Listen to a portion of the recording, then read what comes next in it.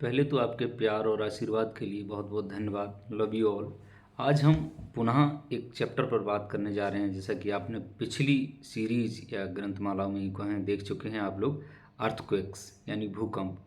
तो भूकंप क्या है, क्यों होता है, कैसे होता है, कब होता है, कहाँ कहाँ होता है, इन तमाम चीज़ों के बारे में हम लोग जानकारी अपनी पिछली जो वीडियोज़ हैं उनमें दे चुके हैं। लेकिन फिर भी कुछ चीज़ें जो हैं वो बाकी थी, यानी यूँ कह सकते हैं कि कुछ इसको विस्तृत तरीके से पर चर्चा करना इस पर बाकी था। तो उसी के लिए आज हम आपके साथ फिर उपस्थित हैं। तो सबसे पहले हमें जानना ये ज़रूरी है कि आखिर भूकंप क्यों आते हैं, या फिर यूँ कहें कि हमारी जो पृथ्वी है वो विभिन्न प्रकार की परतों से या लेयर से मिलकर के बनी हुई है। जैसे कि आप अगर देखेंगे यहाँ पर, ये मान लीजिए ये आपका अर्थ है, ये पृथ्वी है, और हम लोग इसके जो है भूपर्पट यानी इस क्रस्ट पर ही रहते हैं। और इसको जो है विभिन्न जो भूगोलवेत्ता हैं, भूवेत्ता हैं, जियोलॉजिस्ट हैं, उन्होंने विभिन्न प्रकार की जो कैलकुलेशंस करके और उनकी अलग अलग जो रिसर्च गवेषणा अनुसंधान हैं, तो उनके थ्रू हम लोग जान पाएँ, इन सारी चीज़ों को ऑब्जर्व कर पाएँ कि एक्चुअल में ये जो आपका अर्थ है, इसका जो बाहर का हिस्सा है उसे क्रस्ट, और इसके अंदर जो है इस ऊपर वाले को अगर यहाँ से हटा दिया जाए तो इसको जो है वो मेंटल कहेंगे। यानी ऊपर का अगर ये ऊपर इतना हटा दिया है तो इसके नीचे का पार्ट जो होगा वो मेंटल कहलाएगा। और इसके बीचों बीच में यानी सेंटर पर अगर हम बीच से आधी यहाँ से काट दें और उसके बाद में बीचों बीच में जो आएगा वो सेंटर हो गया, यानी कोर हो गया। तो अब होता क्या है कि ये जो बना हुआ है इसमें बहुत सारी चीज़ों से बना हुआ होता है, बेसाल्ट वगैरह, रॉक्स वगैरह, बहुत सारे पत्थर, कंकड़, मिट्टी से लेकर के सैंड, सॉइल्स, तमाम चीज़ों से मिलकर के बना होता है। अब इसके अंदर की आंतरिक संरचनाओं पर अगर हम विस्तृत तरीके से पर चर्चा करने की कोशिश करें तो हम पाते हैं कि ये जो है वो ये बाहरी जो है वो है एक हिसाब से यूँ कहें कि सियाल, यानी सिलिकॉन और एल्युमिनियम। सियाल जो शब्द बनाया मिलकर के, वो सिलिकॉन और एल्युमिनियम जो है उसमें कुछ ज़्यादा मात्रा में पाए जाते हैं तत्व जो हैं उसके। और फिर इसके नीचे की यानी यूँ कहें इसका जो क्रस्ट है वो सियाल है, और इसके नीचे जो मेंटल है वो सीमा है, यानी उसके अंदर जो है वो सिलिकॉन और मैग्नीशियम की मात्रा ज़्यादा पाई जाएगी। दूसरा हम देखेंगे तो इसके कोर में जो है वो यहाँ पर जैसे यूँ कहें कि इसके अंदर वाले पार्ट में बिल्कुल जो अंदर है वो निफे जिसे कह सकते हैं, इनका मतलब हुआ कि निकल और फेरियम, यानी उसमें जो है लौह तत्व वगैरह की जो तत्व हैं इस प्रकार की मात्रा, जो बेसाल्ट वगैरह है ऊपर की मात्रा है, अंदर की मात्रा में बेसाल्ट बहुत सारे तत्व जो हैं वो इनसे मिलकर के अर्थ बनी हुई है। अब होता क्या है, ये जो है वो लिथोस्फीयर कहेंगे, यानी इसके ऊपर का जो भाग है, ये जो सरफेस है इसके, और जो मेंटल है, जो तीन परतें हैं, उन तीन परतों में इन जो दो परतों के बीच की एक परत है लगभग 1.5 किलोमीटर मोटी जो परत है उसे ही लिथोस्फीयर कहते हैं। अब उसमें क्या होता है कि वहाँ से जो है ये ऊपर वाली यानी जो आपका ये ऊपर का जो सरफेस है, यानी जो ऊपर की सरफेस है, और फिर जो इसके नीचे का पार्ट है, यानी जो सबसे नीचे तो कोर हो गया, फिर इसके जो है बीच में यानी कोर हो गया, और इसके ऊपर जो है वो मेंटल हो गया, और ये क्रस्ट हो गया। तो क्रस्ट जो है और मेंटल के बीच में जो है बहुत सारी यूँ कह सकते हैं कि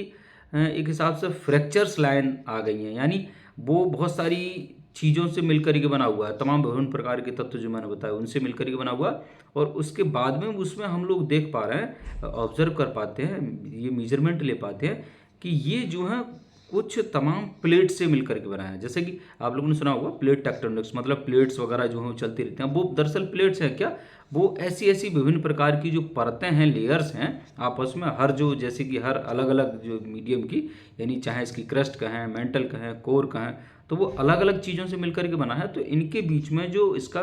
जो क्रस्ट है और मेंटल है, इनके बीच में जो है वो हम देखते हैं कि लगभग जो है वो 1.5 किलोमीटर मोटा एक भाग है जिसे लिथोस्फीयर कहा गया। अब उसके माध्यम से होता क्या है कि वो आपस में जब रगड़ खाती हैं तीनों चीज़ें, यानी यूँ कहें कि इसके ऊपर का जो भाग है वो और जो है इसके नीचे की परत, वो दोनों जब आपस में रगड़ खाती हैं यानी फ्रिक्शंस जब होते हैं तो उनके कारण एक एनर्जी जनरेट होती है। जैसे कि हमने पूर्व की माला में बताया, तो उस एनर्जी के कारण क्या होता है कि वो एनर्जी निकलने की कोशिश करती है इधर उधर, वो सिस्मिक वेव्स की फॉर्म में निकलती है, वो 3 वेव्स की फॉर्म में निकलती है। तो उनके कारण जो फ्रैक्चर्स, फॉल्ट लाइन्स जो बन जाती हैं, वहीं से फिर क्या होता है कि वो भूकंप जनित क्षेत्र कहलाते हैं इसकी सरफेस पर, पृथ्वी के। अब हम ये सारी चीज़ों को पहली ग्रंथमालाओं में जान ही चुके हैं, तो हम अब इससे थोड़ी आगे की चीज़ों को जानने की कोशिश करेंगे।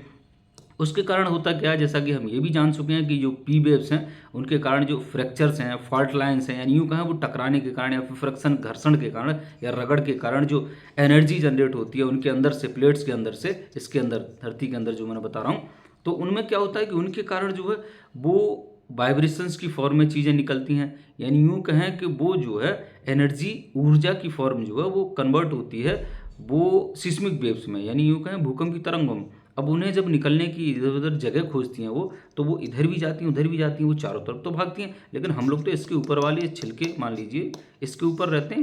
ये सरफेस पार्ट है, यानी ये क्रस्ट है पपड़ी वाला, इस पर हम लोगों के घर, मकान, दुकान वगैरह जो भी हैं, हम लोग यहीं पर रहते हैं। तो यहाँ पर जो है जब इधर भी आती है वो निकल करके बहुत तेज़ी से, तो क्या होता है उसके कारण जो यहाँ पर जानमाल की क्षति और नुकसान भी होता है। स्वाभाविक बात है, ये पूरा हिल जाता है ऐसे करके सिस्टम। तो हम देख रहे हैं कि जो है इसके अंदर से जो वेव्स निकल रही हैं, यानी तरंगें निकल रही हैं, जो मेंटल वगैरह हैं, रॉक्स वगैरह हैं, उनमें जो है वो प्लेट टेक्टोनिक्स, यानी जो प्लेट्स वगैरह हैं उनके खिसकने से, उनके खिसकाव से, उनके फ्रिक्शन से, घर्षण से, रगड़ से जो चल रही हैं, जैसा कि इंडियन प्लेट्स जो है वो नॉर्थ ईस्ट की तरफ चल रही है, तो वो ऐसे करके चली रही है। तो लगभग ये देखा गया है कि लगभग 2 से जो है 10 मीटर प्रति साल के हिसाब से जो है वो पर सेंटीमीटर के अकॉर्डिंग जो वो आपस में जो वो चलती जा रही हैं। बहुत सारी कैलकुलेशंस अगर अलग अलग निकल के आ रही हैं तमाम वैज्ञानिकों की, कि इतनी गति से ये प्लेट चल रही है, उतनी गति से वो प्लेट चल रही है, तो हम ये अप्रॉक्स फाइंड आउट कर पाएँ कि हाँ इतनी गति से जो है वो इन प्लेटों में मूवमेंट हो रहा है। वो मूवमेंट लगातार जारी है, हो रहा है, आज से नहीं, पिछले जो है अरबों सालों से ये मूवमेंट हो रहा है। और लगभग जो है 20,000 भूकंप जो है प्रति ईयर पूरी दुनिया में, वर्ल्ड में, पूरा ग्लोब में मतलब आते ही रहते हैं। कम से कम यूँ कहें कि लगभग 55 भूकंप प्रतिदिन जो है कहीं ना कहीं जो आते रहते हैं। लेकिन होता क्या है कि उनकी तीव्रता जो है वो कम होती है, फ्रीक्वेंसी कम होती है, यानी उनकी इंटेंसिटी कम होती है, उनका जो है एक हिसाब से मैग्नीट्यूड जो है वो कम होता है, तो हमें फील नहीं होती। जैसे कि हम जीरो के भूकंप की बात करें तो बहुत कम आया, तो बहुत कम भूकंप मतलब वो फील ही नहीं होगा। यूँ कहें कि जो हमारे पास में विभिन्न प्रकार के जो भूकंप नापने के जो सिस्मोमीटर्स वगैरह हैं, सिस्मोलॉजिकल स्टेशंस वगैरह हैं, वो उन सारी चीज़ों को पहचान नहीं पाते हैं। यूँ कहें कि वो एक हिसाब से अपसरब हो जाती हैं, बहुत नीचे की ध्वनि है। अब उन्हें जो है वो पहचानने के लिए चाहिए क्या कि उन पर देखते हैं हम लोग कि एक्चुअल में जो है वो इसके अंदर से जो भूकंप की तरंगें जो निकल रही होती हैं, उन तरंगों के कारण क्या होता है कि वो फॉल्ट लाइंस वगैरह में कन्वर्ट हो जाती हैं, मतलब इधर उधर जो है। अब उन्हें जब हम मेजरमेंट करते हैं, यानी हमारे जो बहुत सारे पैमाने हैं, चाहे वो मर्केली स्केल्स वगैरह हों, रोसेल स्केल वगैरह हों, या फिर जो है रिक्टर स्केल हो। अब मॉडर्न एज में तो रिक्टर स्केल ही चल रहा है, फॉरेल स्केल वगैरह भी हुआ करते थे, रोसी फॉरेल वगैरह। तो वो अब धीरे धीरे करके, चूंकि कुछ जो है वो प्रोडक्शन पर, दूसरी प्रोडक्शन पर आधारित थे, या उनके पुराने डेटा वगैरह थे उनके आधार पर आधारित थे। लेकिन अब आज हम जो है सबसे अच्छा जो हमारे पास एक स्केल है, जो चार्ल्स रिक्टर जो अमेरिकन वैज्ञानिक थे, 1935 यानी 1935 में उनके द्वारा बनाया गया था, अमेरिकन वैज्ञानिक जो थे, वो चार्ल्स रिक्टर जो है, तो रिक्टर स्केल का यूज करते हैं। उसमें 0 से लेकर के 10 तक के अंक होते हैं, यानी अब हो क्या कि मैक्सिमम 9 तक ही हैं, लेकिन 10 वाला जो होता है वो 10वां रेयरेस्ट समझ लीजिए, यानी उसमें तो पूरी तबाही आ जाएगी। पूरी धरती ये जो है अगर ऐसे ऐसे मूव कर रही है तो ये ऐसे ऐसे ऐसे हो जाएगी, खत्म कहानी के हिसाब से। तो हम देख पा रहे हैं कि एक्चुअल में ये जो है भूकंपीय जो तरंगे हैं उनके कारण इस सरफेस में हलचल आ जाना, जिस पर जो क्रस्ट पर हलचल आ जाना, इसी को भूकंप कहते हैं। अन्यथा होता क्या है कि अदरवाइज तो रोज ही डेली ही कुछ ना कुछ इसके अंदर जो है वो सिस्मिक एक्टिविटी चलती रहती है, लेकिन वो लो लेवल की होती हैं। यानी यूँ कहें कि अगर वो 0 मैग्नीट्यूड की हैं तो फिर चलती रहेंगे, उनसे कोई फ़र्क नहीं आने वाला विशेष जो है। अब जैसे 1 से 2 के बिटवीन होती है तो बहुत हल्का जो है झटके जैसे महसूस हो सकते हैं जगह जगह पर। फिर जो है 2 से 3 के बीच में तो वो थोड़ा और, मतलब यूँ कह सकते हैं 3 से 4 के बीच में जो है मॉडरेट हो गया, 4 से 5 के बीच में जो है थोड़ा स्ट्रॉन्ग हो गया, या फिर यूँ कहें कि उससे थोड़ा और हल्का 5 से 6 वाला स्ट्रॉन्ग, और 6 से ऊपर जो है वो स्ट्रॉन्गेस्ट हो गया। और इसी हिसाब से अगर हम कहेंगे 7 वाला तो फिर जो है वो बहुत ज़्यादा मतलब हो जाएगा, जो है एक हिसाब से कहें कि वो हाई लेवल का हो जाएगा, हायर लेवल का हो जाएगा। फिर अगर 9 वगैरह की बात करें, 8 और 9 की, तो वो तो हाईएस्ट लेवल का हो जाएगा, वो तो पूरा ऐसे कर देगा। तो हम देख पाते हैं कि ये जो है वो रेक्टर स्केल के माध्यम से जो नापे जाते हैं। अब नापा कैसे जाता है भूकंप को, हम थोड़ी इसकी मैकेनिज्म को भी समझ लें, चूँकि पूर्व की ग्रंथमालाओं में इसको जो है मेरे द्वारा बताने का प्रयास किया गया था, लेकिन जो है वो कम संक्षिप्त वे में, यानी शॉर्ट में बताने का प्रयास किया गया था। तो हम फाइंड आउट कर पा रहे हैं कि एक्चुअल में ये जो हमारे जो फॉल्ट लाइन्स वगैरह हैं, यानी यूँ कहें कि इसके अंदर से जो वेव्स निकलती हैं, जिन वेव्स पर मैंने पहले भी चर्चा कर चुका हूँ, जैसे कि पी वेव्स हुई, एस वेव्स हुई और फिर एल वेव्स हुई। अब 3 टाइप्स ऑफ वेव्स में डिवाइड किया गया, जैसे कि इसका सरफेस भी जो है वो इसका सरफेस को भी डिवाइड किया गया है, चाहे वो बेरी सेंटर वगैरह में हो, लिथोस्फीयर्स वगैरह में हो, या फिर और अन्य तमाम जो है सरफेस की फॉर्म में डिवाइड करके इसको जैसे बनाया गया है कि समझाने के लिए कि जैसे ये क्रस्ट हो गया, इसके अंदर जो है वो मेंटल हो गया, इतने से इतने किलोमीटर से, जैसे कि 28 किलोमीटर तक जो है, कुछ लोग 100 किलोमीटर तक मानते हैं, फिर उसके बाद में 2900 किलोमीटर तक जो है वो मेंटल मानते हैं, उसके नीचे जो है 6000 किलोमीटर तक कोर मानते हैं। तो इन सब चीज़ों का जो कैलकुलेशंस निकल के आ रहा है, इन पर तो हम पर चर्चा कर ही चुके हैं, लेकिन हम ये भी जान चुके हैं कि जो पी वेव्स हैं, जिन्हें प्राइमरी वेव्स कहा जाता है या प्राथमिक तरंगें जिन्हें कहा जाता है, वो सबसे पहले जो है वो चलती हैं, यानी उनकी स्पीड जो है, हमने पिछली ग्रंथमाला में बताया कि 8 किलोमीटर पर सेकंड, लगभग जो 1 सेकंड में 8 किलोमीटर तक वो दौड़ती हैं, और वो जो है वो बॉडी वेव्स हैं, यानी यूँ कहें कि जो है वो बॉडी के अंदर अंदर इसके चलती हैं। और एस वेव्स जो हैं वो भी जो है बॉडी वेव्स ही हैं। अब सरफेस वेव्स एल वेव्स हैं, एस डी लव जो साइंटिस्ट थे एक, उनके नाम पर, या फिर उन्होंने जो डिस्कवरी, रिसर्च, अनुसंधान, खोज, गवेषणा किए, उनके आधार पर उनके नाम पर ही उन्हें लव वेव्स के नाम से भी जाना जाता है। तो लव तो कहीं भी कभी भी हो सकता है, तो वो जो है वो तो हर जगह पहुंच सकती है लगभग। क्या है कि वो पूरा जो है इसकी सरफेस पर, पूरी सरफेस पर, पृथ्वी की, यहाँ ना तो यहाँ, यहाँ नहीं तो यहाँ, वो कहीं भी सरफेस पर इधर उधर पहुँच सकती हैं। अब उसमें हम लोग ये भी जान चुके हैं कि होता क्या है कि यहाँ से जो पी वेव्स चलती हैं उनकी गति जो है वो 40% एस वेव्स के मुकाबले ज़्यादा होती है। तो हम इसकी मैकेनिज्म को यूँ समझेंगे कि अगर यहाँ से जो है वेव्स जहाँ से चलती हैं लिथोस्फीयर से जो है, वहाँ से चलने के बाद में क्या होता है कि वो जो है चारों दिशाओं में इधर उधर हर डायरेक्शन में जाती हैं। तो हमारे जो सिस्मिक स्टेशन, सिस्मोलॉजिकल स्टेशन जिन्हें हम कहेंगे, वो लगे हुए हैं, एक यहाँ लगा, एक वहाँ लगा, जगह जगह कई जगह लगे हुए हैं। जैसे कि पहला जो है 1838 में जो है अलीपुर, वेस्ट बंगाल, कोलकाता में जो है लगाया गया था। इंडिया की बात करें तो भारत में तो बहुत सारी जगहों पर भी लगे हुए हैं, पूरी दुनिया में लगे हुए हैं। तो जो है वो तमाम लाइन्स वगैरह में, जैसे 7 बिग मेजर जो यूँ कह सकते हैं कि इसमें प्लेट्स में डिवाइड किया गया है, फिर सब प्लेट्स भी हैं, छोटी छोटी प्लेट्स में भी डिवाइड करके इसका अध्ययन करते हैं हम लोग। तो हम फाइंड आउट कर पा रहे हैं कि यहाँ से जो पी वेव्स जनरेट होती हैं और उनके कारण जो है वो फ्रिक्शन के कारण जो सिस्मिक वेव्स में कन्वर्ट होती हैं भूकंपीय तरंगों में, तो वो सबसे पहले पहुंच जाती हैं, यानी जहाँ पर भी, यानी सरफेस पर सबसे पहले पहुंच जाएंगी। तो जो सिस्मिक लॉजिकल स्टेशंस वगैरह हैं वहाँ पर भी पहले पहुंच जाएंगी। तो अगर जो है कहीं पर भी जहाँ भूकंप आया वहाँ का तो सिस्मोलॉजिकल स्टेशन वर्क नहीं करेगा, क्योंकि स्वाभाविक बात है, वहाँ तो वो हिल जाएगा, इधर उधर गड़बड़ा जाएगा। तो जहाँ पर जैसी उससे दूरी पर, मान लीजिए यहाँ पर हम लोग जो हैं इस जगह पर भूकंप आया और यहाँ सिस्मोलॉजिकल स्टेशन लगा हुआ है, एक यहाँ लगा हुआ है, एक यहाँ, जगह जगह लगे हुए हैं, तो वो तरंगें इधर उधर सब जगह जाएंगी, तो इधर भी जाएंगी। तो यहाँ सिस्मोलॉजिकल स्टेशन नंबर 1 पर पहुँची, तो यहाँ से जब सिस्मोलॉजिकल स्टेशन 1 पर पहुँचेंगी तो वो बता देंगे कि हाँ हम आ चुके हैं, आप रिकॉर्ड कर लीजिए। तो जो सिस्मोलॉजिकल स्टेशन है वो क्या करेगा, उन्हें जो है वो रिकॉर्ड कर लेगा, उनके आने का टाइम, उनकी जो है स्पीड रिकॉर्ड कर लेगा इतनी स्पीड से, और उनकी जो है डिस्टेंस वगैरह फाइंड आउट कर लेंगे हम लोग जो है, चाल बराबर दूरी बटे समय से। तो हम लोग फाइंड आउट करते हैं कि यहाँ से जो है वो तरंगें चली और सिस्मोलॉजिकल स्टेशन नंबर 1 पर पहुँची, तो उसने रिकॉर्ड कर लिया। अब उसके बाद चलेंगी सरफेस जो है वो प्राइमरी वेव्स पहुँच गई, पी वेव्स, उसके बाद जो है एस वेव्स यानी सेकेंडरी वेव्स, द्वितीय तरंगें जिन्हें हम कहते हैं, तो वो क्या है, वो जो है वो भी चलेंगी, वो भी पहुँचेंगी, तो वो भी बता देंगी कि हाँ हम भी आ गए यहाँ पर, रिकॉर्ड कर लीजिए। तो वो रिकॉर्ड कर लेता है, वो तो ऑटोमेटिक सिस्टम होता है। सिस्मोलॉजिकल जो ग्राफ हैं वो बनना शुरू हो जाते हैं। अब उस ग्राफ को सिस्मोलॉजिकल ग्राफ ही कहते हैं, सिस्मोग्राफ जिसे कहते हैं हिसाब से। अब सिस्मोमीटर जो रिकॉर्ड करता है उसे सिस्मोमीटर कहते हैं जो है, और सिस्मोलॉजिकल स्टेशन जो है वो पूरा ऑल अबाउट जहाँ पर पूरा एक हिसाब से सिस्टम बना हुआ है उसे कहते हैं। तो वो यहाँ से जब गई तो इस पर पहुँची स्टेशन नंबर 1 पर, इसने रिकॉर्ड कर लिया कि हाँ तरंगें, फिर एल वेव्स आई, पी वेव्स आई, एस वेव्स आई, एल वेव्स आई, तीनों को इसने रिकॉर्ड कर लिया। अब क्या हुआ, इसने रिकॉर्ड कर लिया। अब भी ऐसा तो नहीं है कि ये केवल एक ही डायरेक्शन में जाएंगे, इधर भी तो जाएंगे, इधर भी जाएंगे, उधर भी जाएंगे, इधर भी, तो वो तो इधर उधर हर तरफ जाएंगे ना। अब जो है इसके कोर को, पी वेव्स बीचों बीच के हिस्से को, इसके जो अंदर का बीच का हिस्सा कोर जिसे कहेंगे, उसको पी वेव्स ही क्रॉस कर पाती हैं। एस वेव्स जाते जाते उनकी जो क्षमता है, इंटेंसिटी है, वो घट जाती है, यानी यूँ कहें वो धीरे धीरे करके शांत हो जाती है, खत्म हो जाती है। और एल वेव्स जो है, लब तो हर जगह हो सकता है मैंने बताया, तो लब वेव्स तो यहाँ पर भी जाएंगी, इधर भी जाएंगी, उधर भी जाएंगी, तो ये तो इधर उधर पूरी सरफेस पर फैली जाती हैं, स्वाभाविक बात है। तब भी हम लोग ये फाइंड आउट कर पाते हैं, देख रहे हैं कि ये जो तरंगें हैं, P waves, S wave, L waves, ये क्या कर रही हैं कि ये सब तरफ जा रही हैं। यानी जहाँ से उत्पन्न हुई इसके अंदर जो पॉइंट है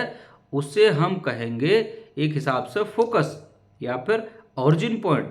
या फिर हम लोग जो कहेंगे हाइपोसेंटर, या फिर हम लोग जानते हैं कि ये जो है एक हिसाब से पॉइंट ऑफ ओरिजिन है भूकंप का, जहाँ से अंदर लगभग जो है 70 से 100 किलोमीटर नीचे, या फिर जो भी जहाँ पर भी उत्पन्न होती है एक हिसाब से लगभग इतनी दूरी पर ही मैक्सिमम जाती है स्टैंडर्ड, तो मान लेते हैं हम लोग कि हाँ इतनी दूरी पर है। वहाँ से जो है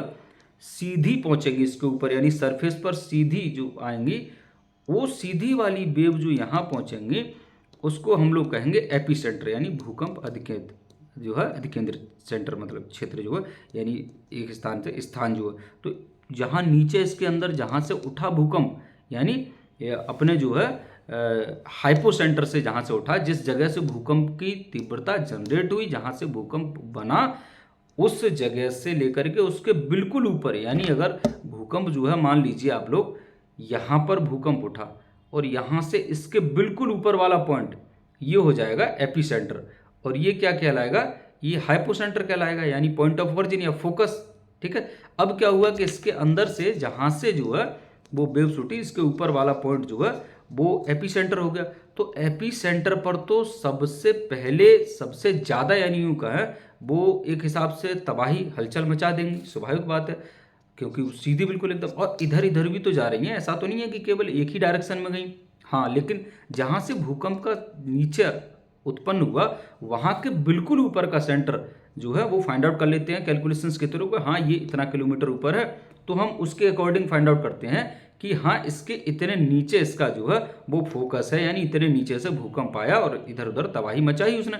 तो ये जो है हम लोग फाइंड आउट कर पाए कि ये तरंगें जो है वो इधर भी गई उधर भी गई, जैसे कि मैंने बताया सिस्मोलॉजिकल स्टेशन नंबर 1 यहाँ लगा हुआ, तरंगें उसके पास नहीं, उसने रिकॉर्ड कर लिया, फिर एस वेव्स को, पी वेव्स को रिकॉर्ड किया, एस को रिकॉर्ड किया, और उसके बाद में जो है एल वेव्स को यानी लब वेव्स को रिकॉर्ड किया। तो दूसरा जो सिस्मोलॉजिकल स्टेशन नंबर 2 है उसके पास भी तो जा रही हैं, उसके पास भी तो जा रही हैं, तीसरा है उसके पास भी तो जा रही हैं। तो हम पहले जब एक के पास पहुंच गई, एक ने रिकॉर्ड कर लिया कि हाँ जो है ये इनकी आने की गति इतनी है, स्पीड जो है, और ये जो है इतनी दूरी से आ रही हैं, और हम जानते हैं कि वो 40% ज़्यादा वेग से चलती हैं एस वेव्स के मुकाबले जो पी वेव्स होती हैं वो। तो जो है ये एक आर्क लगाएगा, एक चाप लगाएगा, स्टेशन नंबर 1 जो यहाँ पर कहीं पर है वो क्या करेगा, उसे तो नहीं पता कि भूकंप कहाँ पर आया है, तो लेकिन वो क्या करेगा, वो ये तो काउंट कर ही रहा है कि हाँ ये यहाँ से इतनी दूरी से चल कर आए हैं, इनकी स्पीड इतनी है, फिर वो दूरी फाइंड आउट कर लेंगे हम लोग। अब वो यहाँ से जो एक चाप यानी आर्क ऐसे करके लगाएगा, जहाँ पर जो स्टेशन है, जैसे यहाँ पर यहाँ भूकंप आया और वहाँ पर जो है कहीं पर 10 किलोमीटर दूरी पर, यूँ कह सकते हैं 5 किलोमीटर दूरी पर भूकंप का जो स्टेशन सेंटर है वो लगा हुआ है, सिस्मोलॉजिकल सेंटर लगा हुआ। तो वहाँ पर जो स्टेशन होगा वो यहाँ से जो तरंगें गई वो वहाँ पर भी गई, दूसरा एक इधर है और एक कहीं इधर है, तो वो तीनों जगह पहुँचेंगी ना तरंगें। तो तीनों जगह जो तरंगें गई, तो एक पर पहुँची, उसने क्या किया, ये कैलकुलेशंस करके एक जो है आर्क बनाई, एक चाप लगाई, पूरी चाप जो है उतने की। तो उसने जो वो चाप लगाई, दूसरे ने भी एक, यहाँ पर जो दूसरी जगह था उसने भी एक चाप लगाई, तीसरा जो था, तो पहला वाला जो चाप लगाएगा वो दूसरी को 2 जगह काटेगा ना चाप जो है, यानी ऐसे एक जगह यहाँ काटा, एक जगह यहाँ काटा। अब तीसरा वाला जो होगा वो भी ऐसे चाप लगाएगा, तो तीनों एक बिंदु पर जो है जहाँ पर एक पॉइंट बनेगा, यानी उसी को कहेंगे ये इस भूकंप का यूँ कह सकते हैं अभिकेंद्र है, यानी यूँ कहें कि यहाँ पर इसका एपिसेंटर है, मतलब यहाँ से भूकंप की शुरुआत हुई है। और हम लोगों ने देख लिया कि हाँ ये सिस्मोलॉजिकल स्टेशन नंबर 1 2 3 से यानी दूरी इतनी है। अब क्या है कि उससे जो है दूरी तो इतनी होगी, अब दूरी हमारे पास है ही है, इतनी स्पीड से आ रही है, यानी जो पी वेव्स हैं वो एस वेव के मुकाबले 40% ज़्यादा स्पीड से चलती हैं। तो हमने स्पीड भी आ गई, दूरी भी आ गई, और हमारे पास में जो है हमें उसकी पता पड़ जाएगी हाँ वास्तव में ये एक्चुअल में जो है इनकी चाल क्या है, इनकी दूरी क्या है, इनकी डिस्टेंस क्या है, मतलब इस एपिसेंटर से उसके जो हाइपोसेंटर है उसकी डिस्टेंस या दूरी क्या है, ये निकाल लेंगे हम लोग की, क्योंकि हमारे पास में चाल आ गई और जो है चाल बराबर दूरी बटे समय, तो समय आ गया कि हाँ इतने समय में जो है इतने के मुकाबले इतने समय में तेज चलती हैं। तो ऐसे करके हम लोग फाइंड आउट कर सकते हैं कि हाँ इतनी देर में जो है ये ऐसे हुआ। तब हम लोग देख पा रहे हैं कि एक्चुअल में ये जो है रिकॉर्ड करने का डेटा हो गया। अब भूकंप के बारे में ये भी बात होगी कि एक्चुअल में ये ऐसे ऐसे नापा जाता है, ये स्केल होता है जो है वो रिक्टर स्केल जिसे मैंने बताया। अब क्या है कि हम लोग देख रहे हैं कि ये भूकंप ज़्यादा क्यों आ रहे हैं कुछ जगह पर। ये बड़ा फंडामेंटल या मूलभूत क्वेश्चन है, मतलब यूँ क्या है कि बहुत लोगों का प्रश्न ये रहता है कि भूकंप जो है प्रायः फ्रीक्वेंटली भूकंप से ऐसे क्यों ऑकर हो रहे हैं आजकल, या यूँ कहें कि पूरी दुनिया में या फिर जगह जगह या फिर कॉन्टेस्ट ऑफ इंडिया के ही देख रहे हैं।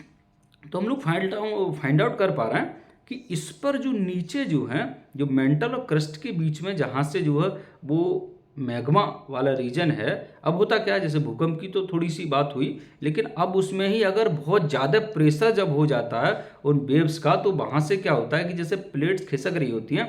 तो यहाँ जगह खाली होगी। जैसे कि मान लीजिए आप लोगों ने, यानी यूँ कहें कि आप लोग जो है वो किसी तालाब वगैरह में हैं और वहाँ पर क्या करते हैं कि नाव पर हैं, दो नावें हैं, एक बड़ी नाव है एक छोटी नाव है। तो बड़ी नाव पर से जो है कोई वस्तु उठा करके जो है यानी छोटी नाव में रखेंगे, तब क्या होगा, ऐसे करके कुछ हलचल आएगी पानी में, ऐसे ऐसे कुछ वेव्स में, तरंगों में। तो इधर से अगर उधर करेंगे या फिर अचानक से जहाँ पर छोटी नाव खड़ी है पहले से ही जा रही है उसके पड़ोस से बड़ी नाव गुजरेगी, तो क्या होगा, इधर उधर बहुत सारी ऐसी हलचल जो है मूवमेंट होना शुरू हो जाएगा ना उसका। तो ऐसे ही क्या होता है, प्लेट्स के अंदर होता है। तो ऐसा तो नहीं है कि सारी प्लेट्स बराबर बराबर हैं कि सब 2-2 किलो की प्लेट्स लगी, ऐसा नहीं है ना। बहुत बहुत अलग अलग जो है उनकी क्वांटिटी अलग अलग, मात्रा अलग अलग, मेजरमेंट्स की प्लेट्स हैं, तो आपस में टकराती हैं। तो कोई प्लेट जो है, जो बड़ी प्लेट है, वो क्या होगा कि जैसे वो टकराएगी छोटी प्लेट से, तो क्या होगा, ऐसे करके जो है एकदम धंस जाएगी ना, एक के ऊपर एक दूसरे के ऊपर धंस जाएगी। अब धंसने के कारण क्या होगा कि वहाँ पर जो है कुछ जगह वगैरह बन जाएगी, खाली हो जाएगी। उसको भरने के लिए जो मैग्मा वगैरह है और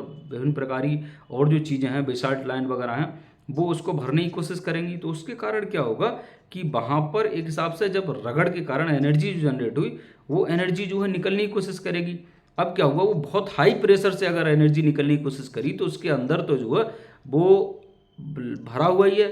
मैग्मा,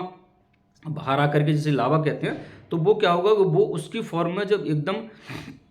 फाल्ट लाइन बना देगा, यानी क्या करेगा, वो फाड़ देगा ज़मीन को और फाड़ करके बाहर आ जाएगा, उसके ऊपर आ जाएगा सरफेस पर, पृष्ठ पर, और जो है उसे कहेंगे ये ज्वालामुखी उद्गार हो गया, यानी वोल्केनिक इरप्शन होना शुरू हो गया। तो कुछ वोल्केनो जो डोरमेंट होते हैं, कुछ शांत होते हैं, सुषुप्त होते हैं, कुछ जागृत होते हैं। तो बहुत सारे वोल्केनिक इरप्शंस भी पूरी दुनिया में हो रहा है। तो हम इसके अंदर अगर जाने की कोशिश करें धीरे धीरे करके इसकी कोर पर, तो हम फाइंड आउट कर पा रहे हैं कि एक्चुअल में ये सब चीज़ें जो हैं वो जैसे कि लिथोस्फीयर से अंदर गए हम लोग, और उसके बाद में धीरे धीरे करके जो है इसके अंदर और चले गए, यानी कोर पर चले गए। तो देख रहे हैं कि हम लोग टेम्परेचर जो है वो बढ़ता जा रहा है, बढ़ता जा रहा है। यानी मैंने पिछली अपनी ग्रंथमाला में बताया कि 32 मीटर जो है के हिसाब से प्रति डिग्री सेल्सियस जो है 32 मीटर पर जाएंगे, प्रति 32 मीटर पर यूँ कहें कि 1 डिग्री सेल्सियस बढ़ता जा रहा है। और बढ़ते बढ़ते क्या हो रहा है, डेंसिटी भी कोर की तरफ बढ़ती जा रही है, घनत्व भी ज़्यादा है, जैसे कि लगभग कोर पर जाकर के 12 से 17 ग्राम क्यूबिक पर सेंटीमीटर के हिसाब से हो जाती है। और स्टैंडर्ड डेंसिटी जो अर्थ की रहती है 5.5 जो है पर क्यूबिक ग्राम जो है सेंटीग्रेड रहती है। तो उस हिसाब से हम लोग देख पा रहे हैं कि इसकी डेंसिटी जो है वो बढ़ती जा रही है अंदर की तरफ। लेकिन एक हिसाब से जब बढ़ रही है तो डेंसिटी बढ़ रही है, तो टेम्परेचर भी तो स्वाभाविक है कहीं ना कहीं उसमें डिफरेंस आएगा। तो हम लोग विभिन्न प्रकार की चीज़ों पर जब अध्ययन करते हैं तो फाइंड आउट कर पाते हैं कि एक्चुअल में इसके अंदर जो है वो लगभग 5 से 6,000 डिग्री सेल्सियस परमाणुओं की धधकती उत्तप्त भट्टी है। अब इस भट्टी के कारण क्या हो रहा है कि वो इसके अंदर की कोर जो है बहुत तेज़ी से घूम रही है, बहुत तेज़ी से, उसके मुकाबले कम तेज़ी से इसके ऊपर वाली यानी मेंटल वाली परत घूम रही है। फिर इसके ऊपर जो है सबसे कम तेज़ी से, हल्की स्पीड से यूँ कहें इन दोनों के मुकाबले, वो इसका जो है वो सरफेस वाला एरिया या क्रस्ट घूम रहा है। अब इसको तमाम चीज़ों को जब हम फाइंड आउट कर लेते हो तो हम कह सकते हैं कि जो है भूकंप का क्या प्रेडिक्शन हम लोग कर सकते हैं। तो इसका एक शब्द में जवाब दिया जाए तो नो, भूकंप का प्रेडिक्शन जो है वो पूरी तरह से नहीं कर सकते। लेकिन हाँ, कुछ चीज़ें ऐसी होती हैं जैसे कि जब भूकंप आने वाला होता है अंदर कुछ भूगर्भीय हलचलें होती हैं कि जियोथर्मल एनर्जी वगैरह। आज के दौर में तो मानव बड़ा लालची हो गया, तो क्या कर रहा है वो खोदता जा रहा है, जैसे कि कोलाडी सुपर होल जो है बोर वगैरह किया उन्होंने, जो है वो लगभग 40,000 फीट तक नीचे खोद दिया और वहाँ पर जाके गलना शुरू हो गया, जो रशिया ने जो किया था। तो बहुत सारे लोग जो हैं वो उसकी तलाश में क्या कहीं और एनर्जी मिल जाए, जो है रिन्यूएबल सोर्सेज ऑफ एनर्जी मिले, नवीनकरणीय ऊर्जा वगैरह मिल जाए। तो वो खोदते जा रहे हैं, तो क्या होगा कि वहाँ पर जो है इंजेक्शंस वगैरह डाल करके, जैसे कि यहाँ पर इनके बीच में तो टेम्परेचर है ही है ना, काफ़ी टेम्परेचर है जो है 800 से लेकर के 1200 डिग्री सेल्सियस का टेम्परेचर इसके अंदर जो है वो ये कोर से तो ऊपर, कोर पे तो 5 से 6000 डिग्री सेल्सियस है। अगर हम इसके ऊपर की बात करें, जो इसका ये मेंटल और इसके जो क्रस्ट के बीच में ही है, इतना टेम्परेचर हो जा रहा है, तो वो टकराती है, इतना टेम्परेचर हो जाता है, उसी टेम्परेचर के कारण सिस्मिक वेव्स इधर उधर निकलती है ना। तो हम लोग देख रहे हैं कि एक्चुअल में जो है वहाँ पर अगर उनके बीच में जो स्टीम जेट या फिर इंजेक्शन लगा करके वो उस पानी को जो है गर्म करके स्टीम बना करके उसका प्रयोग कर ले रहा है, तो जो है जियोथर्मल एनर्जी हो जा रही है। अगर उसी में थोड़ा और अंदर चले गए आप लोग जो है, यानी यूँ कहें कि ये मैग्मा में अगर चले गए, तो क्या होगा, वहाँ पर जो है यूँ कहें कि एक नर्क का दरवाज़ा खुल जाएगा। तो वहीं पर जो है रसिया ने अपने प्रोजेक्ट को रोक दिया। उन्होंने कहा ये तो बहुत ज़्यादा गड़बड़ हो जाएगी, अगर नीचे ज़्यादा तो फिर वो जो है वॉल्केनिक इरप्शन होना शुरू हो जाएगा। तो उन्होंने अपने उस प्रोजेक्ट को वहीं पर जो है 40,000 फीट खोद करके जो है रोक दिया है जो है। अब है क्या, इसके अंदर तो भूगर्भीय हलचलें हमेशा से चलती रहती हैं। तो इनको क्या होता है कि हम लोग क्या पहले से पहचान सकते हैं? हाँ, कुछ चीज़ों में या कुछ मायने में हम कहें कि थोड़ा बहुत हल्की मात्रा में हम लोग जान सकते हैं कि एक्चुअल में जो है ये होती कैसे है, क्यों होती है, कब होती है, कहाँ होती है। तो हम लोग यूँ कहें कि हम लोग इतना ही फाइंड आउट कर पाएँ कि जैसे रेडान गैस वगैरह हुई, इनर्ट गैसेस को निकलना शुरू होती हैं इसके अंदर से, जब भूगर्भीय हलचल होती है प्लेट्स के बिटवीन, जब टेक्टोनिक्स जो होना शुरू होता है, तो उनके अंदर से जो सिस्मिक वेव्स निकलती हैं, तो वो कुछ देर पहले जो है, काफ़ी समय पहले जो है, कुछ देर पहले का मतलब जो है मैक्सिमम आधा या कुछ घंटे पहले तक अभी तक की कैलकुलेशंस निकल के आई हैं। पूरी तरीके से अभी इसका पूर्वानुमान करना बड़ा संभव नहीं हो पा रहा है। आगे आने वाले समय में नेक्स्ट ईयर्स में देखें क्या होता है, तो फाइंड आउट कर पा रहे हैं कि यहाँ से जो एनर्जी निकलना शुरू होती है, जो वेव्स निकलना शुरू होती हैं, तो उनके थ्रू जो है वो रेडॉन गैस बढ़ जाती है वायुमंडल में। बहुत सारी गैसेज हैं, जैसे हाइड्रोजन वगैरह भी है, हीलियम्स की मात्रा बहुत कम मतलब जो है, लेकिन है कि ऑक्सीजन वगैरह की ज़्यादा मात्रा है लिथोस्फीयर में। तो इसके अंदर ये वायुमंडल जो है, इसमें डिफरेंट सोर्स ऑफ गैसेज है ना, विभिन्न प्रकार की गैसेज, उनमें जो है वो रेडॉन गैस भी है, इनर्ट गैसेज जो होती है वो भी हैं। तो उनमें उसकी मात्रा जो है ये देखा गया है कि वो बढ़ना शुरू हो जाती है। और इलेक्ट्रो जो मैग्नेटिक फील्ड्स वगैरह हैं, उनमें कुछ जो है परिवर्तन आने शुरू होते हैं। कुछ जो है वो गैजेट्स डिवाइसेस वगैरह हैं, उन चीज़ों को रिकॉर्ड करने का प्रयास भी करने की जो है योजनाएं चल रही हैं, उस पर भी रिसर्च वगैरह होने की कोशिश चल रही है कि आखिर जो है वो कैसे बढ़ जाती है, तो इसका क्या पूर्वानुमान किया जा सकता है पहले से कि कब भूकंप आने वाला है। तो और भी कुछ जो है एनोमली वगैरह आनी शुरू हो जाती है इलेक्ट्रॉनिक गैजेट्स वगैरह में कुछ जो है, तो हो सकता है कि वहाँ से जो सैटेलाइट्स जो है उनकी बढ़ती हुई उसको रेडॉन गैस वगैरह को मीजर कर पाएँ। कुछ जो है वो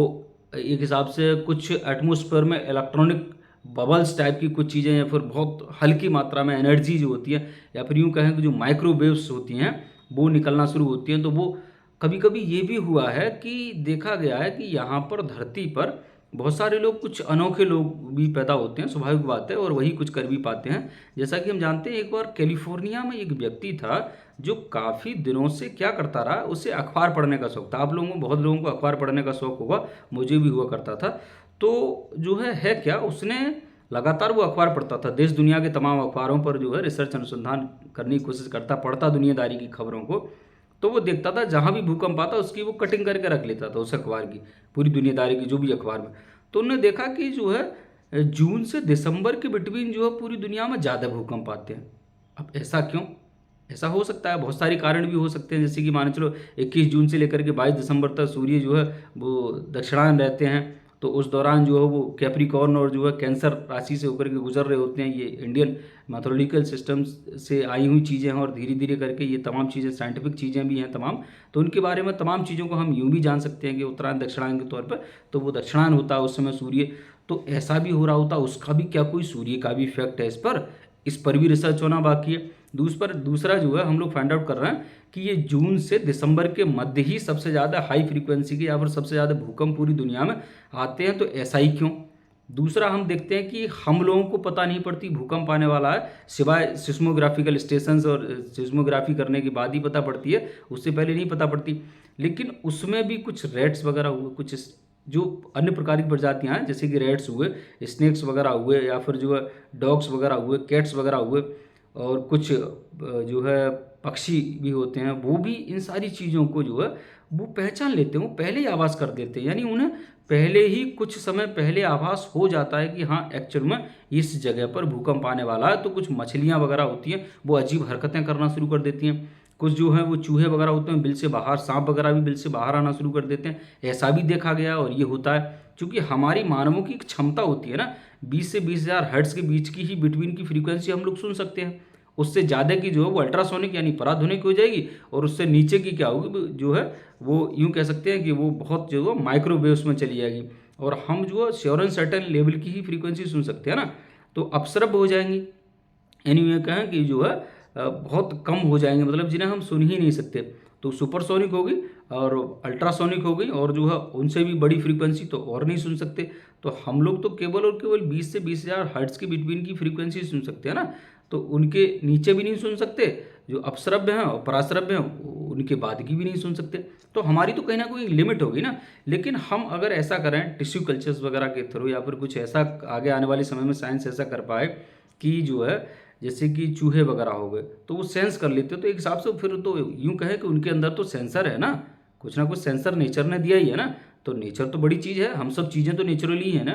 आपने तो अपने आप को नहीं बनाया ना। स्वाभाविक बात है बनी तो नेचर से ही है ना, कि सारी चीज़ें जो दिखाई दे रही हैं आपको वो सब मंगल ग्रह से लेके आए, टेराफॉर्मिंग यहाँ पर करने पर ही तमाम चीज़ें होंगी। लेकिन नेचर के साथ तो तालमेल बिठा के चलना ही चलना है ना। लेकिन हाँ, हम जो है ये ह्यूमन ब्रेन है ये बड़ा सुपर एक्टिवेट है आज के दौर में, और ज़्यादा सुपर एक्टिवेट होता जा रहा है। तो हम देख पा रहे हैं कि अगर कहीं ऐसा भी हो सकता है निकट भविष्य में या फार फ्यूचर में ही कि वो जो माइस वगैरह हैं या फिर रेट्स वगैरह हैं उनकी जो टिश्यूज़ वगैरह हैं वो ट्रांसप्लांट कर दिए जाएँ, जो है ये इम्प्लांटेशन कर दिए जाए ह्यूमन बॉडी में। तो वो हो सकता है वो सेंसर के तौर पे कुछ बना करके जो है वो सेंस करे, तो उससे पहले ही उसे पता पड़ जाए। तो जैसे कि हम लोग जानते हैं डॉग्स वगैरह को उनकी जो है फ्रीक्वेंसी का पता पड़ जाता है। यानी एक बार आपने काफ़ी दिन पहले जो है भूकंप आया था जो कच्छ गुजरात में, तो सुना होगा आप लोगों ने, electronic media print media web portal या तो समाचार पत्र पत्रिकाओं के माध्यम से किसी तरह से आपने सुना होगा कि उस समय क्या हुआ कि एक जो डॉग था वो डॉग जो है अपनी मालकिन को ले करके उन्हें जो है क्या कर रहा है, पुश कर रहा है कि आप जो है वो उनकी उन्होंने जो है साड़ी पकड़ के बाहर ले जाने की कोशिश कर रहा है कि बाहर आइए मालकिन, जो है यहाँ कुछ होने वाला है, समथिंग हैपनिंग होने वाला है यहाँ पर जो है। तो वो जो है वो समझ नहीं पा रही थी कि आखिर ऐसा क्या होने वाला है, ये क्यों बार बार पुश कर रहा है, जो बाहर ले जाने की तरफ बाहर ले जाने की तरफ ऐसे करके वो उन्हें पकड़ पकड़ के ले जाने की कोशिश कर रहा है। तो उनका डॉग्स खुद का पालतू डॉग जो था पेट डॉग, तो वो बाहर ले गया, और कुछ क्षणिक समय बाद क्या हुआ कि अचानक पूरा सब दह गया, पूरा एकदम तहलका मच गया, पूरा भूकंप आ गया। और जो है उस समय जो है 26 जनवरी का वो था, शायद कोई प्रोग्राम वगैरह हो रहा था जो है तमाम जगहों पर, तो उसी समय बहुत तगड़ा भूकंप आ गया। तो इसका मतलब उसे सेंस हो गया। उसके बाद में वो तमाम जो है मीडिया वगैरह ने भी तमाम काफ़ी कवरेज की थी, उसके बारे में बताया था, सुनाया था, दिखाया था कि हाँ जो है ऐसे ऐसे हुआ। अब जैसे कुछ स्नेक्स भी होते हैं जो पहले से ही उसकी जो है भांप लेते हैं, कुछ रेट्स भी होते हैं, लेकिन ह्यूमन जो है वो नहीं भांप पाते इन सब चीज़ों को, सिवाय सिस्मोलॉजिकल स्टेशन से सिस्मोग्राफ करने के बाद में, सिस्मोग्राफी करने के बाद में, या फिर जो सिस्मिक सेंसर्स वगैरह उनके माध्यम से, सुपर कंप्यूटर्स के माध्यम से तमाम जानकारी होती हैं हमारे पास में, उनसे ही हम लोग कर पाते हैं। तो हम लोगों की कहीं ना कहीं लिमिटेशंस हो गई, कह सकते हैं स्वाभाविक बात है। और वो लिमिटेशंस जो है वो नेचर हो सकता है, इट माइट भी हैपन कि नेचर जो है वो उस लिमिटेशंस को रखना चाह रही हो। जैसे कि कई चीज़ें ऐसी भी देखी गई हैं कि वो भूकंप आया उसके बाद में बरसात होती है। अब ऐसा क्यों होता है, तो उन्होंने देखा कि हो सकता है भाई ऐसा होता हो कि जैसे रेडान गैस या कोई अन्य गैस जो है, या फिर जो माइक्रोवेव्स वगैरह हैं वो जाकर के कंडेंसेशन जो होता है, संघनन वगैरह, उसके कारण जो बरसात वगैरह होती है और जो वाटर ड्रिपलेट्स वगैरह बनती हैं, जो पृष्ठ तनाव वगैरह हो गया या फिर ग्रेविटी कारण नीचे गिरती है, तमाम चीज़ें, उनमें जाकर के कोई एक ऐसी रिएक्शन जो अब तक अनटच्ड है, अनछुई ऐसी रिएक्शन है साइंस के द्वारा, वो रिएक्शन भी होती है उस समय, और उसके कारण जो है बरसात आती हो। तो इसको भी कह पाना अभी इतनी जल्दबाजी हुई, जब तक कि ऑल अबाउट रिसर्च ना हो जाए। तो पहले तो पूरी तरीके से पृथ्वी की आंतरिक बाह्य संरचनाओं को ही समझना अपने आप में एक बहुत बड़ी टेढ़ी खीर हो जा रही है किसी के लिए भी। लेकिन हाँ, जितना समझ पाए उतने के माध्यम से हम लोग ये कह सकते हैं कि हाँ ऐसा हो सकता है, इट माइट भी हैपन कि जो है उनके कारण जो वेव्स निकलती हों वो जाकर के कंडेंसेशन में कुछ ना कुछ महत्वपूर्ण भूमिका निभाती हों, उनके कारण बरसात होती होगी उसके बाद में। अब और भी तमाम चीज़ें ऐसी हो सकती हैं या होती ही हैं कि कई घटनाएं ऐसी हुई हैं जहाँ पर जो है लोग चौंक गए, बोले अच्छा ऐसा कैसे हो गया, हाँ ऐसा ही होता है। और उन्हें फील भी नहीं होता और ये घटना होती रहती हैं। अब जैसे मैंने बताया ना कि कम से कम जो है 20,000 से ज़्यादा भूकंप पर ईयर जो है आते हैं, लेकिन आपको फील ही नहीं होता। तो हम लोग जो है इस पर सरफेस पर रह रहे हैं ना, स्वाभाविक बात है। तो सारी चीज़ों को यहाँ पर फील करना या सारी आवाज़ को सुनना, सारी फ्रीक्वेंसीज को मैच करना। आप जैसे कि अगर पी वेव्स की मैंने बात की, तो पी वेव्स जो है उनकी फ्रीक्वेंसी ज़्यादा होती है, यानी वो ऐसे बहुत तेज़ चलती हैं। वो जो है वो एक हिसाब से लॉन्गिट्यूडनल वेव्स हैं, यानी यूँ कहें कि वो जो है अनुदैर्ध्य तरंगें हैं। वो जब चलती हैं तो वो ऐसे ऐसे करके वाइब्रेशन करती हुई आगे बढ़ती चली जाती हैं। अब जो है जैसे कि एस वेव्स चलती हैं, तो एस वेव जो जैसे कि सांप चलता है वो ऐसे ऐसे लहरियाँ करते हुए ऐसे ऐसे, तो वो चलती हुई जाती है। और ऐसे ही करके जो वो एल वेव्स लब वेव्स हैं उनमें दोनों गति होती है, इस हिसाब से ऐसे कहें तो वो सरफेस पहुंचती हुई। ये तमाम चीज़ों के बारे में ही तो अभी तक हम लोग केवल और केवल जान पाए, लेकिन अभी तो जानना बहुत कुछ बाकी है ह्यूमैनिटी के लिए। तो हम देख पा रहे हैं कि वो जो है वो अपनी अपनी गति सबकी अलग है, तीनों वेव्स की। अब उनमें कुछ और वेव्स भी, इट माइट भी हैपन, ये हो सकता है कुछ और वेव्स भी क्रिएट होती हों। जैसे कि हमने तो प्राइमरी वेव्स में उन्हें डिवाइड किया है, सेकेंडरी वेव्स में डिवाइड किया है, और जो बॉडी वेव्स और सरफेस वेव, जैसे कि प्राइमरी और एस को जो बॉडी वेव्स कहा गया है, और जो है वो जो एल वेव्स हैं उन्हें सरफेस वेव, चूंकि सरफेस पे चलती है, एच डी लेबनेज हो जाता। तो हम लोग देख रहे हैं कि जो है ये तीन वेव्स में ही अब तक पढ़ते चले आए हैं, जितने भी जियोलॉजिस्ट हैं, भूगर्भ शास्त्री हुए या फिर जो है एस्ट्रोफिजिसिस्ट हुए, चाहे वो हम यूँ कहें कि international union of geodesy and geophysics वाले हुए। तो इन सब चीज़ों को अब तक इनके माध्यम से जो हमारे पास मौजूदा पैमाने हैं, हम इनसे इनका आकलन और अध्ययन कर रहे हैं। लेकिन इनसे इतर या इनसे अदर, इनसे ज़्यादा, इनसे जो बची हुई चीज़ें हैं जिसे अभी तक समझ नहीं पाए, इट माइट बी हैपन, वो भी तो चीज़ें हैं। चूँकि ऐसा ही क्यों होता है, तो ऐसा जो मैंने अभी बताया कि जैसे कि कुछ जो डॉग्स माइस वगैरह वो उन्हें पहले पता पड़ जाती है, या फिर जो वो पहले कुछ अजीब हरकतें करके बताना शुरू कर देते हैं एक हिसाब से कि हाँ भूकंप आने वाला है। कुछ जो है वो वायुमंडल में रेडॉन वगैरह की और अन्य गैसों की मात्रा बढ़ जाती है, फिर उसके बाद में बरसात होती है और फ्रीक्वेंटली ऐसे ऐसे आते हैं। अब होता क्या है कि फ्रीक्वेंटली आने की अगर हम बात करें, तो जैसे कि फॉल्ट लाइन्स हैं, जगह जगह फ्रैक्चर्स वगैरह भी तो हैं इसमें, अंदर इसकी जो प्लेट्स हैं उनमें। तो अगर उस पर जो फ्रैक्चर्स ऐसे ऐसे है, वहाँ पर टकराने की संभावना प्लेट्स की ज़्यादा है। तो जैसे हिमालयन गैंगेटिक वगैरह हो गया जो है, या फिर जो है अन्य जो जगह हो गई। तो भारत में भी कई जगह ऐसी, दिल्ली के पड़ोस में, दिल्ली, मुरादाबाद, बिजनौर जो है वो प्लेट्स वगैरह हैं। तो ऐसी तमाम प्लेट्स हैं जो उस प्लेट्स पर अगर आप लोग रह रहे हैं, स्वाभाविक बात है, नीचे रह रहे हैं आप लोग, इस धरती के सरफेस पर रह रहे हैं आप लोग, नीचे तो नहीं रह रहे हैं ना इसके अंदर। लेकिन इसके अंदर जो मेंटल में और इसके क्रस्ट में जो है वो जो टक्कर होने के कारण, टकराने के कारण या फ्रिक्शन होने के कारण वो तो चलती रहती है ना। मैंने बताया कि 210 सेंटीमीटर प्रति ईयर के हिसाब से भी वो खिसक रही हैं। अब सोचिए नए रिसर्च निकल करके आ रहे हैं, तो हम फाइंड आउट कर पा रहे हैं कि अगर उन फॉल्ट फ्रैक्चर्स लाइन पर अगर कोई शहर या कोई जिला या फिर कोई भी देश बसा हुआ है ज़्यादा, मोस्ट प्रोबेबल, तो क्या होगा, वहाँ पर तो ज़्यादा आएंगे ही भूकंप। वहाँ तो पहले ही जो है टकरा चुके हैं, यहाँ पर वहाँ पर जगह खाली होगी, तो मैग्मा या फिर बेसाल्ट जो उसे भरने के लिए वो कर रहा है, तो प्रेशर और ज़्यादा बन रहा है। तो उसके कारण क्या हो रहा है कि वहाँ से जो है सिस्मिक वेव्स जनरेट हो रही हैं, या फिर वो फिर फ्रिक्शन हो रहा है, वो तो चल ही रहा है, तो फिर जो है किनारे घर्षण कर रहा है, तो फिर वहाँ से जो है सिस्मिक वेव्स जनरेट होंगी। तो वहाँ पर तो भूकंप फ्रीक्वेंटली आते ही रहेंगी। तो स्वाभाविक बात है, चलो इतनी जान चुके हम लोग। लेकिन अब क्या होता है कि जो, जैसे कि हम लोग ये भी जान चुके हैं, जो पी वेव्स हैं वो इसके कोर को भी पार कर जाती हैं, और एस वेव्स जो हैं वो रिफ्लेक्टेड हो जाती है। यहाँ पर जाने पर लगभग जो 2900 किलोमीटर तक वो जाती हैं जो है। तो जैसे कि हम लोग जान चुके हैं कि लगभग यहाँ से 0 से 28 किलोमीटर तक ये इसका जो है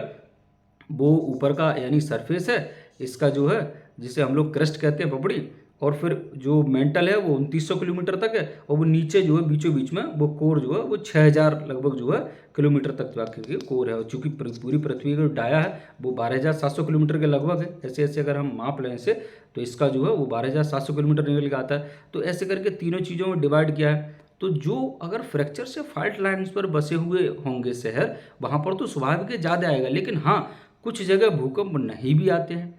और लेकिन जैसे कि मर्केली स्केल वगैरह पे हुए या फिर जो रेक्टर स्केल पर हुए, तो भूकंप के क्षेत्रों को जो है वो माप जानने के बाद में, मापने के बाद में, मैग्नीट्यूड्स देखने के बाद में पूरी दुनिया को जो है वो, या यूँ कहें कि वो लगभग 4 जोनों में बांट रखा है। तो 0 जोन्स में तो वो छोड़ दीजिए, वो 0 और 1 से जो है वो काउंट नहीं किया जाता, क्योंकि ऐसा तो हो नहीं सकता कि जहाँ का भूकंप ना आते हों। अर्थक्वेक फ्रीक्स तो फ्री जो है कोई एरिया नहीं है पूरी दुनिया में। सच बात तो यही है, कड़वी भी है और सच भी है। तो हम लोग फाइंड आउट कर पा रहे हैं कि जैसे कि देख रहे हैं कि वो जो है सेकंड जोन होगी, थर्ड जोन होगी, फोर्थ जोन होगी, तो इसमें फिफ्थ जोन होगी। तो जैसे सेकंड जोन वगैरह में कम आएंगे, उसके मुकाबले जो है थर्ड जोन में ज़्यादा आएंगे, येलो जोन वगैरह होगी तो ग्रीन जोन होगी, रेड जोन वगैरह होगी तो उसके मुकाबले जो फिफ्थ जोन है उसमें और ज़्यादा आएंगे, तबाही मचा देगा भूकंप, या फिर यूँ कहें तो ऐसे करके जोन्स में डिवाइड कर रखा है पूरी दुनिया को, जो एक हिसाब से इंडिया को भी। तो हम लोग देख रहे हैं कि इसके जो यहाँ से पी वेव्स जो जहाँ से जनरेट हो रही हैं, यानी जिसको हमने एक हिसाब से फोकस कहा, यानी हाइपो सेंटर जिसको कहते हैं, वहाँ से जनरेट होकर के यहाँ पर आई, यानी एपी सेंटर पर। तो एपी सेंटर से भी इधर उधर बॉडी वेव्स अंदर अंदर भी तो इधर उधर चल रही हैं, ऐसा ही नहीं है कि सीधे ऊपर आई, सब तरफ जा रही हैं ना वो तो हम लोग देख पा रहे हैं कि वहाँ से जाने के बाद में जब यहाँ आई, यानी इसके जो एपी सेंटर पर आए, तो एपी सेंटर ये हो गया इसके ऊपर सरफेस पर, जहाँ से बीच में से जनरेट हुआ था भूकंप जो है 70 किलोमीटर या 100 किलोमीटर जहाँ भी जनरेट हुआ होगा, वहाँ से सीधी जो आई वो जहाँ से शुरू हुआ वो तो फोकस, या फिर यूँ कहें कि एक हिसाब से हाइपो सेंटर हो गया, ऑरिजिन ऑफ अर्थक्वेक हो गया। अब जो है तो अब बेरी सेंटर अलग चीज़ होती है, एक्चुअल में है क्या, बेरी सेंटर जो है वो दो, जो वो उसमें स्पेस साइंस में हम लोग फाइंड आउट करते हैं, तो दो तारे एक दूसरे का जो कॉमन सेंटर उसका चक्कर लगाना, तो उसे बेरी सेंटर कहते हैं एक्चुअल में। लेकिन है क्या कि यहाँ पर हम लोग देख पा रहे हैं ये जो है वो अंदर जहाँ से शुरू हुआ है भूकंप, वो जो है वो हाइपो सेंटर है, अधिगम केंद्र कह सकते हैं जिसे, यहाँ से शुरू हुआ है, और उसके बिल्कुल ऊपर जो है वो हमारा एपी सेंटर निकल के आ रहा है। अब इस एपी सेंटर का अपोजिट जो है वो एंटीपोड होगा, यानी अपोजिट जो है। तो अब ये सारी तरंगें वहाँ से जहाँ से अंदर से भूकंप जनरेट हुआ है, यानी हाइपो सेंटर से इधर इधर इधर इधर हर डायरेक्शन में तो जा ही रही हैं, हर डायरेक्शन में जाते जाते, लेकिन एक ऐसा क्षेत्र भी होगा जहाँ पर भूकंप की तरंगें नहीं पहुंचेंगी, या फिर यूँ कहें बहुत कम पहुंचेंगी, तो जो है उसे शैडो जोन कह देते हैं। 102 डिग्री यहाँ से जो निकली, 102 डिग्री से लेकर के 143 डिग्री के बीच का जो क्षेत्र होगा वो शैडो जोन कहलाएगा। अब जो जैसे अंटार्कटिका वगैरह में हो गए तो वहाँ पर तो लोग रहते ही नहीं है, स्वाभाविक बात है, तो उतना कोई वो भी नहीं आता, लेकिन बहुत कम भूकंप, और तमाम जगह विश्व में जो है बताऊँगा, तो वहाँ पर हम लोग देख रहे हैं कि वहाँ पर भूकंप नहीं आ रहे हैं, यानी वो जो है पूरी तरह से यूँ कह सकते हैं कि बहुत ज़्यादा, पूरी तरह से नहीं, बहुत ज़्यादा भूकंप फ्री क्षेत्र है, अर्थक्वेक फ्री क्षेत्र है। तो वो जो है वो अब पी वेव्स जो यहाँ से अंदर से, जहाँ से इसका जो हाइपो सेंटर वहाँ से जनरेट हुई, तो ऊपर भी इधर इधर इधर भी, तो इसकी कोर में भी तो गई, तो कोर को भी पार करके यहाँ पर भी तो पहुँच गई, इधर भी पहुँच गई उधर भी पहुँच गई, लेकिन एस वेव्स जो हैं वो पी वेव्स तो क्रॉस कर गई, लेकिन एस वेव्स क्या है वो रिफ्लेक्टेड हो गई। और यहाँ पर जो एक क्षेत्र है 102 डिग्री से लेकर 143 डिग्री जो क्षेत्र है, जिसे हम लोगों ने शैडो जोन नाम दिया है, वहाँ पर जाते रिफ्लेक्ट और रिफ्रैक्ट हो जाती है, मतलब क्या हो, वो जो है धीरे धीरे करके एस वेव समाप्त हो जाएंगी और वो जो है रिफ्लेक्ट हो जाएंगी, यानी वहाँ पर नहीं पहुँच पाएंगी। और एस वेव्स वहाँ पर जो है, एस वेव्स तो पूरी बॉडी पर है ही है, स्वाभाविक बात है, लेकिन अंदर अंदर वो नहीं पहुँचेंगी ना, एस वेव्स तो जो है वो एल वेव्स जो हैं वो पूरे पर पहुँच जाएंगी। एल वेव्स यानी लब वेव्स वो तो पूरे पर इधर उधर, मैंने बताया कि लब तो कहीं भी इधर उधर, तो है क्या कि ये जो है वो एल वेव्स तो पूरी सरफेस पर जाएंगी जाएंगी, लेकिन एस वेव्स नहीं जा पाएंगी वहाँ पर, और पी वेव्स जो है वो भी नहीं जा पाएंगे उस एरिया पर, जा करके वो ऐसे निकल जाएंगे, ऐसे ऐसे करके, और जो 102 से लेकर के 143 डिग्री का जो एंगल बनेगा जिनके बीच में, उसको शैडो जोन कह देंगे, यानी वो भूकंप फ्री क्षेत्र के हिसाब से मान सकते हैं उसको, जो है पूरी तरीके से तो नहीं हो सकता कोई भी, लेकिन हाँ ये फाइंड आउट हुआ है कि वो शैडो जोन है। तो ये तमाम चीज़ें जो है ऑल अबाउट अर्थक्वेक्स थी, ये अर्थक्वेक की ABCD कह सकते हैं सिंपल वर्ड्स में। अगर फिर भी कोई क्वेश्चन क्वेरीज हो, या फिर कुछ जो है वो समझना जानना या फिर बाकी हो, या यूँ कहें कि जैसे कि सियाल निफे सीमा के बारे में सारी जानकारी हो गई, फिर जो है और भी तमाम चीज़ें हैं उनके बारे में भी कोई और जानकारी चाहिए आप लोगों को, तो वो भी आप लोग पूछ सकते हैं, अगर चाहे लिथोस्फीयर हो, पायरोस्फीयर्स वगैरह हो, या फिर हम लोग जो है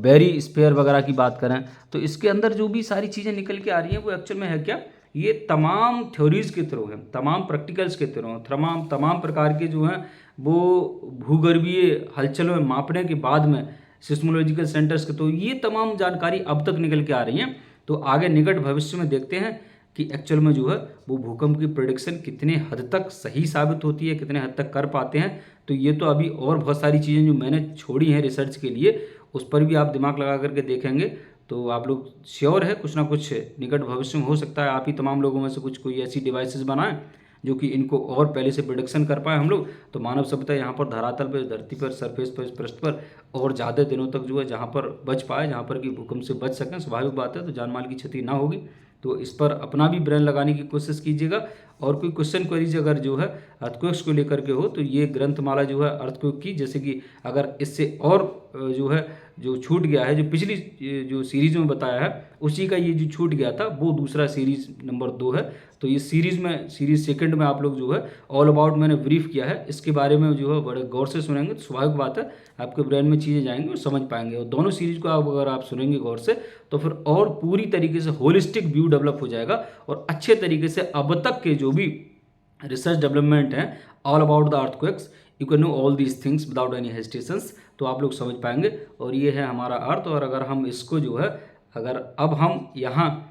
अर्थ की भू प्रॉपर्टी से लेकर के इसके यूं कहें क्रस्ट से लेकर के मेंटल में गए, मेंटल से कोर में चले गए, कोर से फिर मेंटल में आए, मेंटल से फिर जो है इसके क्रस्ट पर आ गए। अब यहाँ से आगे की यात्रा हमारी होगी सूर्य की कोर की तरफ, यानी यूं कह सकते हैं अब दूसरे ग्रहों की तरफ यात्रा होगी। हमने अपनी धरती से जो है वो शुरुआत कर दी है और अब हम दूरी अनंत विस्तार ब्रह्मांड में। तो अब आप लोग जो है सीट बेल्ट टाइट करके रहिएगा, सीट बेल्ट टाइट करके बैठ जाइएगा। हमने यहाँ तक की यात्रा की है और फिर अब यहाँ से आप लोगों ने चाय नाश्ता खाना पीना आपका हो गया होगा, तो यहाँ से अब हम जो है वो अनंत विस्तारित ब्रह्मांड की काली घनी अंधेरी गुफाओं की यात्रा पर निकलने वाले हैं अगली सीरीज में। अगर आपको ये सीरीज अच्छी लगती है, अगर जानकारी आपको वास्तव में पसंद आती है, आपका ब्रेन ओपन है, तो इस जानकारियों को अपने पास तक ना रखें, क्योंकि जानकारी अपने पास रखने से चढ़ जाती है, मेरा ये मानना है, बेकार चली जाएगी। आप लोग जो है स्वाभाविक बात है 18,000 साल इस धरती पर जीने नहीं आए, तो कुछ ही समय के लिए, क्षणिक समय के लिए, तो क्यों ना इस नॉलेज को हम लोग कई अन्य माध्यमों से जैसे भी हो सके, जिस भी माध्यम से, चाहे वो ग्राफिक्स के माध्यम से हो सके, लेक्चर्स के माध्यम से हो सके, उससे दूसरों तक अपनी नॉलेज को अवश्य पहुंचाएं। अगर ये आपको अच्छा लगा हो वास्तव में और इसमें भी कोई क्वेश्चन क्वेरीज हो तो आप लोग पूछ सकते हैं। अगर अच्छा लगा हो तो फिर आप लोग चाहें तो लाइक शेयर सब्सक्राइब कर सकते हैं, जो आपको पसंद आए तब तो, और दूसरे लोगों तक, लेकिन जानकारी दूसरे लोगों तक जरूर होनी चाहिए, क्योंकि नॉलेज इज द पावर, ज्ञान ही तो शक्ति है, मिस्टर हॉब्स ने कहा है। तो आप इस शक्ति को अपने पास ना रखें, और ज़्यादा शक्ति हो जाएगी तो दिक्कत है, तो शक्तियों को भी थोड़ा थोड़ा बांटते रहें। तो स्वाभाविक बात है आप लोग इन सब चीज़ों में थोड़ा सा अवगत हुए होंगे और अब हम इससे ऊपर की बात करेंगे अगली सीरीज में। और तब तक के लिए हमें दीजिए आदेश, आज्ञा दीजिए। तब तक के लिए धन्यवाद। जय हिंद, जय भारत।